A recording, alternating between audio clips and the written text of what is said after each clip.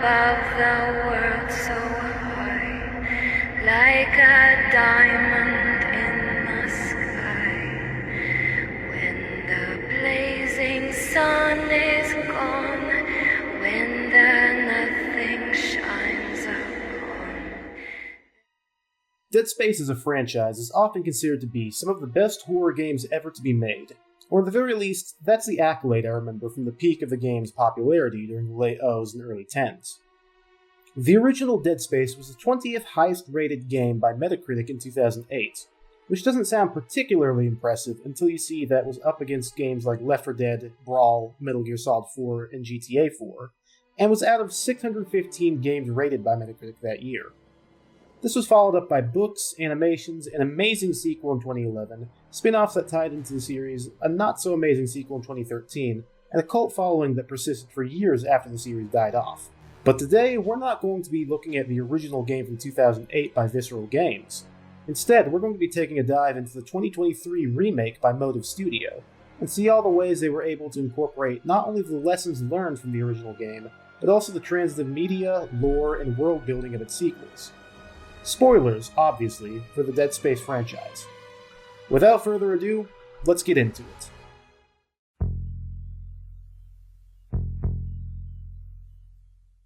Now, I hate to have to dump lore and exposition, so I'm going to keep this section short, but there's a few things you need to know about the world of Dead Space for the rest of this essay to make sense. Let's do a quick crash course. Necromorphs. Necromorphs are mutant zombies. They come in a lot of different shapes, sizes, and functionalities, but basically take Cronenberg's works and mix them with John Carpenter's The Thing, and you've got Necromorphs. The Marker. The Marker is a big obelisk that radiates seemingly infinite energy, but also turns living people nearby insane and mutates dead tissue nearby into necromorphs. Unitology. Unitology is a barely veiled parody of Scientology, where a bunch of cultists worship the Marker and think turning into necromorphs is some kind of enlightenment as they reach convergence, which is a major plot point of Dead Spaces 2 and 3, but isn't quite relevant to the first game. Alright, with the vocab out of the way, let's get to the fun part.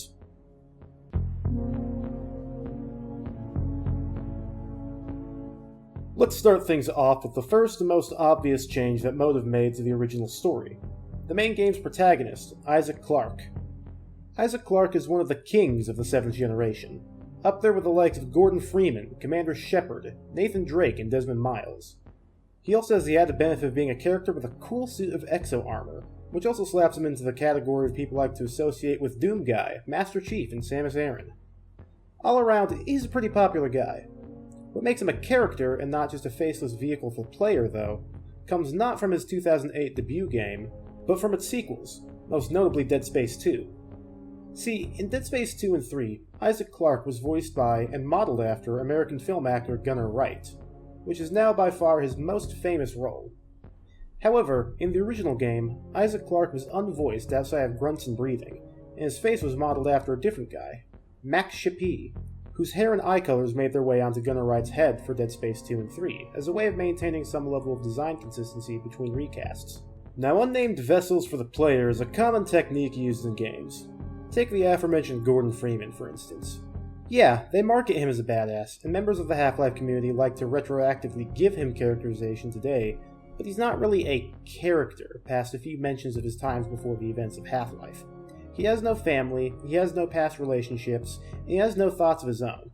Isaac Clarke was mostly the same way for the first game, with the few exceptions being that he has a girlfriend, Nicole, who we'll talk a shitload about later, and is smart, something else that's relevant to the story but never really shown in actual gameplay. The problem with the original Dead Space and how it uses Isaac Clarke as a silent protagonist is how it turns your actions as a player into something outside of your own control. Every time something bad happens while you're on the Planet Cracker ship, the USG Ishimura, it's up to one of the other main characters, mostly Daniels or Hammond, to tell you what to do. This disconnect presents some unintended ludonarrative dissonance. The game's story says that Isaac Clarke is a highly intelligent Starship systems engineer who can in a pinch hotwire some standard work equipment into a highly powerful projectile weapon. But the game's gameplay involves a computer specialist and a security officer telling Isaac how he should be handling engineering problems. Shit, we've got bigger problems. The ship's engines are offline and our orbit is decaying. Get over to the engineering deck ASAP while I stay here and figure out what the problem is. Now, I'm all for one expanding their skill sets outside of their jobs, but why the hell would a security officer or computer expert know how to assess the engineering problems with a starship more than a starship engineer? This was one of the most major changes done in the remake of the game.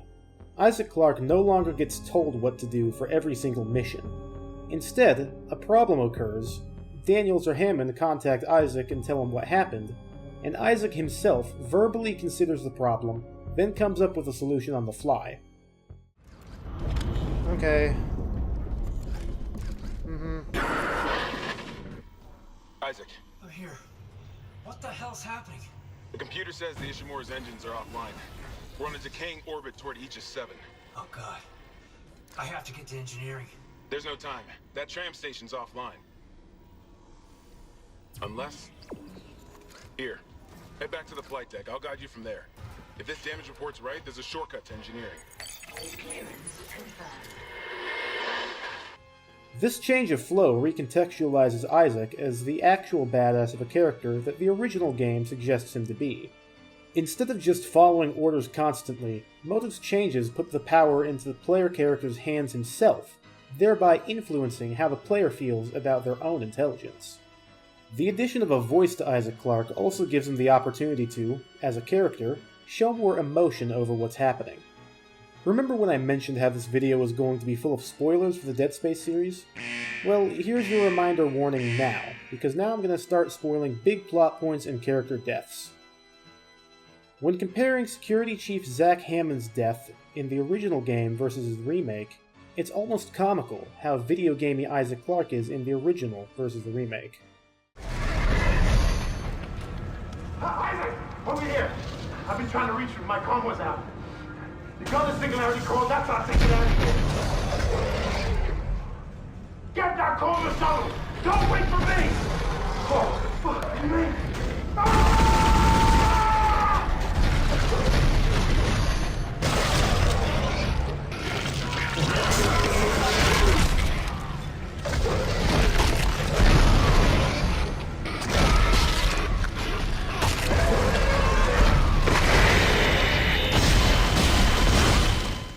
In the original game, Hammond gets absolutely torn to shreds right in front of Isaac as he just sits there and watches, and he has literally zero reaction to it whatsoever. He's as deadpan can be over watching his leader and comrade get torn to bits. Compare that with how Isaac reacts in the remake. Unknown biohazard detected. Lockdown initiated. Another malfunction. Half the Ishimura's in the red. Someone get the door open. Shin? Christ, what did that thing do to you? Help me get him to the Kelly. Shoot him. Hot shit. Shoot him! Shin? No. Helmet! You're what killed him. Oh god. Helmet! Helmet! No! Quarantine lockdown disengaged. What? Hammond's vitals, they just flatlined. Hammond's gone. Hammond shit. Oh my god.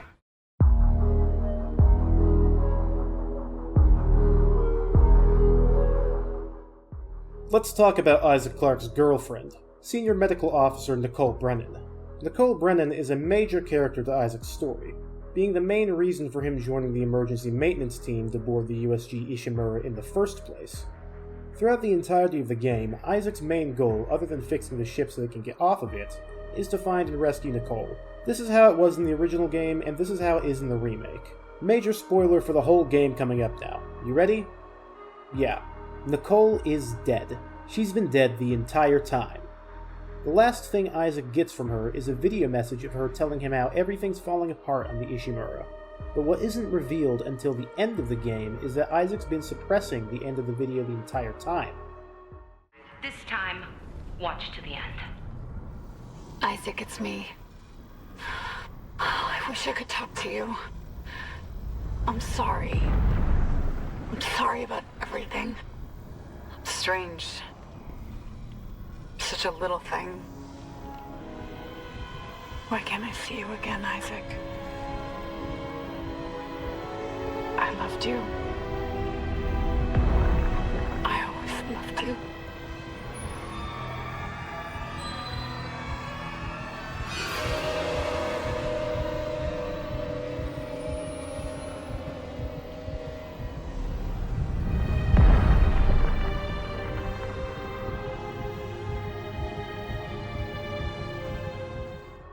She proceeds to euthanize herself on camera. There is just a slight, teeny tiny little problem with Nicole being dead the whole time, though.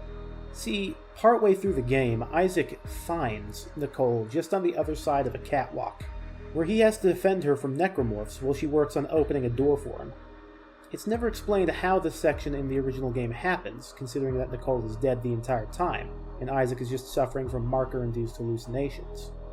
Well, the geniuses at Motive, and I'm not calling them geniuses sarcastically, I really mean this, realized, wait a second, the original game has this B-plot with hydroponics chief horticulturalist Elizabeth Cross, where she's looking for her boyfriend, acting chief of engineering and certified bisexual Jacob Temple. Isaac Clarke and Jacob Temple are both engineers. Nicole Brennan and Elizabeth Cross are both scientists. You can probably tell where I'm going with this, but Motive took an otherwise less important character from the first game and used her as a way to fill the gaps of the original.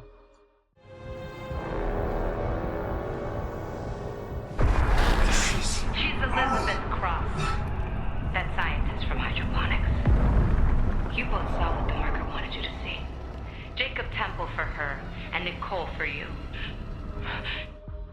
Instead of Isaac defending a hallucination of someone who isn't there from necromorphs, Isaac's defending Elizabeth Cross, who he thinks is Nicole Brennan from necromorphs. Instead of Nicole's figure vanishing when he finds out the truth at the end, her face blacks out from his vision and turns into Elizabeth Cross. One of the original game's biggest plot holes, and something that the community had speculated on for over a decade, was solved in such an incredible way that you look at the story now and can't even tell it was something changed from the original.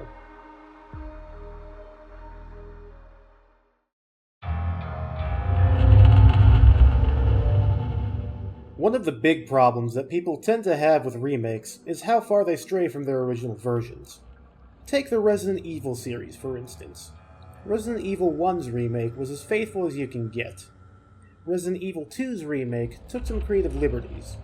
Resident Evil 3 is hardly a recognizable game compared to its original, and Resident Evil 4 should have been done after a Code Veronica remake, but that's besides the point.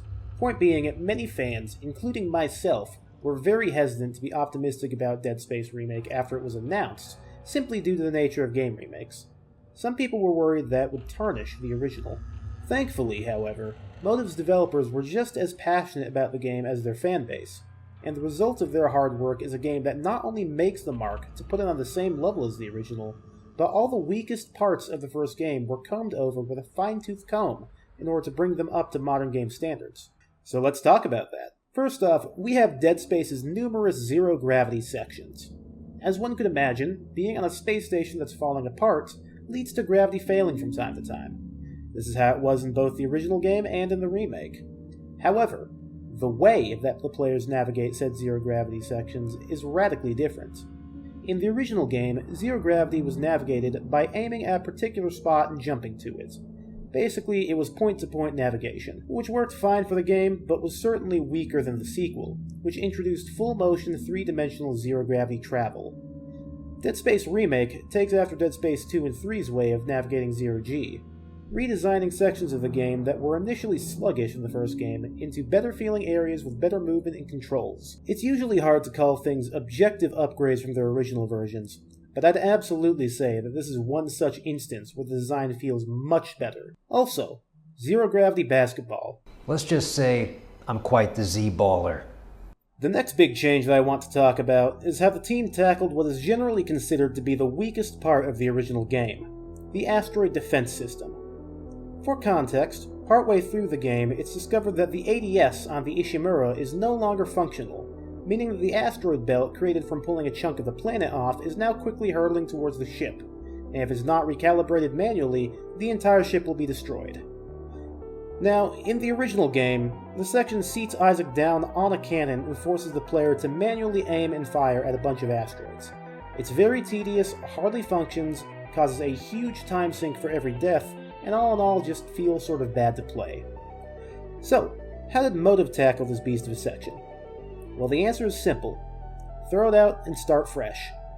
In the Dead Space Remake, instead of sitting down and playing an arcade game, Isaac instead sinks the ship's ADS cannons to his suit and rig, enabling the player to knock out asteroids by aiming at them the same way they would any regular enemy.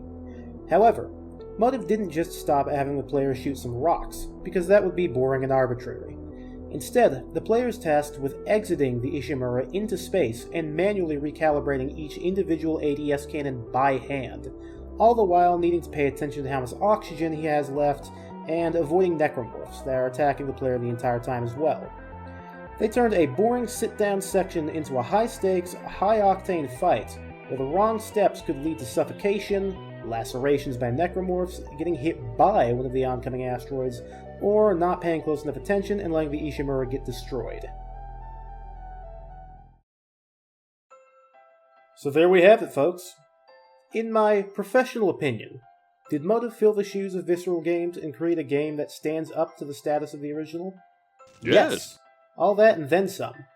I hate the concept of definitive versions of games. Black Mesa is not a definitive version of Half-Life. Sonic Adventure 2 Battle is not a definitive version of Sonic Adventure 2. However, while both versions are worth playing, I honestly, truly believe that Dead Space 2023 is the best version of itself that it could ever have possibly been, and in many ways, it outperforms the original game significantly.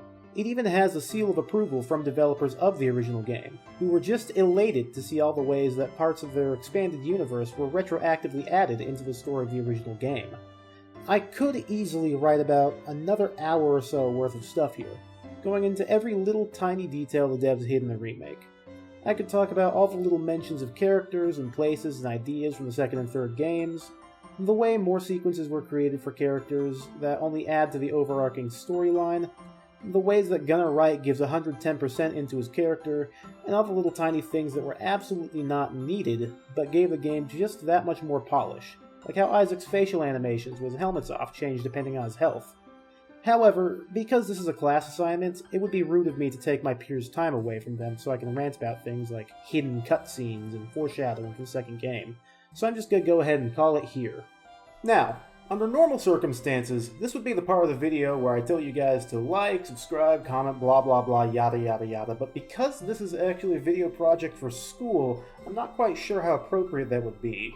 But unfortunately that leaves me in a position where I'm not exactly certain what I should do to end this video. I mean, I guess I could always stop it halfway through one of my sentences, but I feel like something like that would be pretty unprofessional.